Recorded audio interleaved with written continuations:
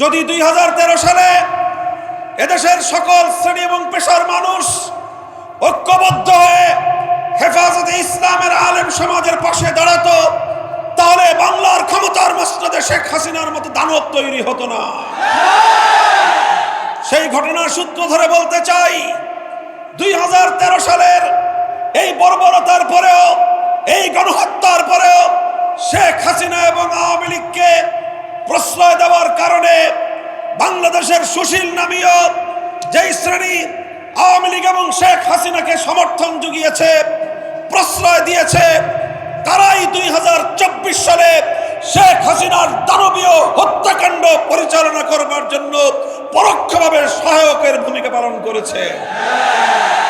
সেই সূত্রে আজ আমি বলতে চাই, বিগত এপ্রিল মাসের 18 তারিখ এই ফরিদপুরের মধুখালীতে আশরাফুল ইসলাম খান এবং আসাদুল ইসলাম খান নামে আমার দুই মুসলিম যুবককে যেভাবে সাম্প্রদায়িক উগ্র হিন্দুত্ববাদী গোষ্ঠী সম্পূর্ণ সুপরিকল্পিতভাবে হত্যা করেছে, যদি তখন এই হত্যাকাণ্ডের বিরুদ্ধে যথাযথ বিহিত করা হতো, যদি তার বিরুদ্ধে যথাযথ ব্যবস্থা গ্রহণ করা হতো, তাহলে গতকালকের চট্টগ্রামের এই মর্মান্তিক আইনজীবী হত্যার ঘটনা ঘটতো না।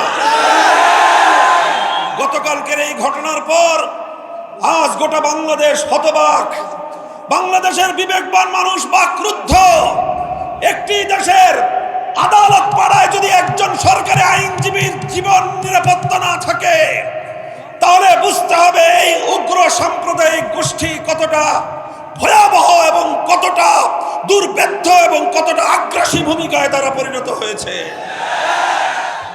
আমরা বহু আগেই সতর্ক করেছিলাম, ইসকনের বিরুদ্ধে আমরা বছরের পর বছর কথা বলেছি।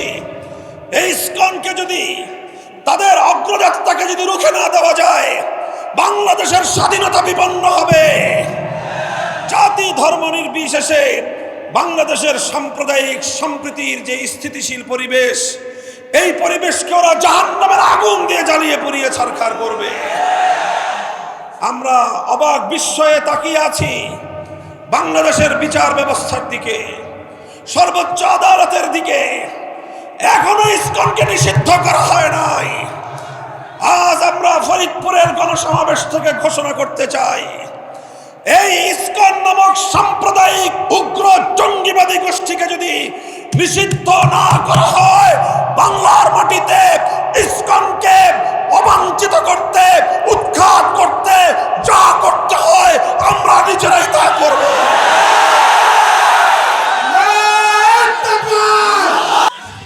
সংগ্রামী সাথী ও বন্ধুগণ, আমরা আপনাদেরকে ধৈর্যশীলতার, সহনশীলতার আহ্বান জানাই। আমরা দেশবাসীকে সে আহ্বান জানাতেই থাকব।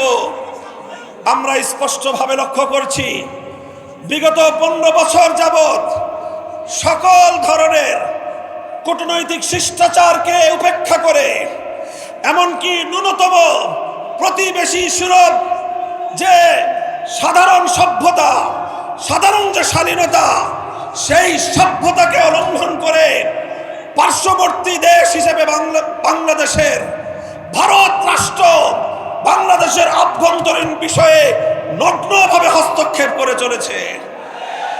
15 বছর পর্যন্ত বাংলাদেশের প্রতিটি জাতীয় নির্বাচনকে ভারতের প্রচ্ছন্ন মদদে শেখ হাসিনা জনগণের ভোটাধিকারকে খরণ করে নিয়েছে, ভোট ব্যবস্থাকে বাতিল করে দিয়েছে।